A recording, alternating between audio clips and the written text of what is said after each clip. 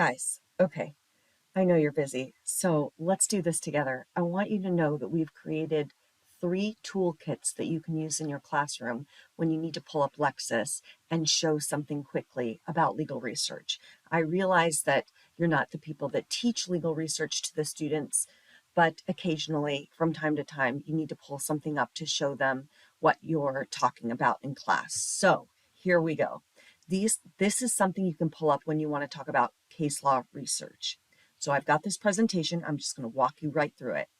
It shows you the components of the legal research process, which is helpful for them to see.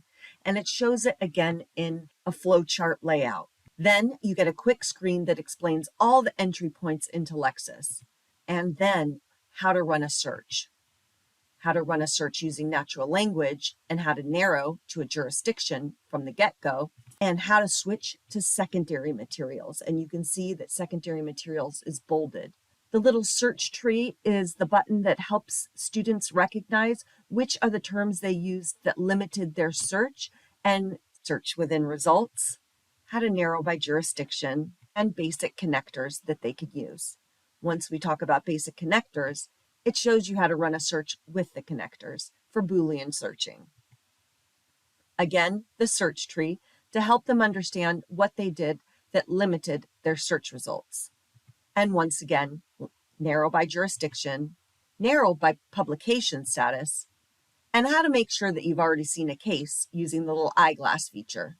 Ravel view, which is the ability to see your top 75 cases in a map so you can see what the more influential cases are in your cite list, and how to use that list to see what other cases are citing that leading seminal case.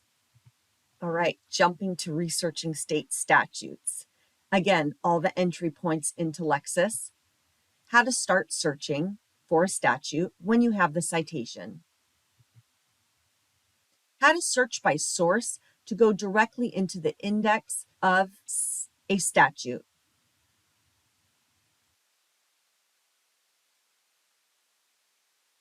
how you can narrow to find the proper category, to narrow to your code sections, and how to go in by a table of contents and drill down or search within the table of contents to find the proper statute.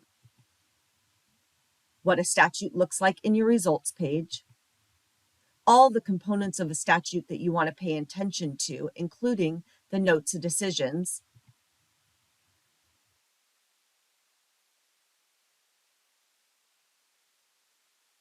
jumping to the notes of decisions, looking at the section that you want to read that interprets a piece of the statute you want to know more about, and how to get to your Shepherd's report for a statute so you can see all the cases that cite that code section.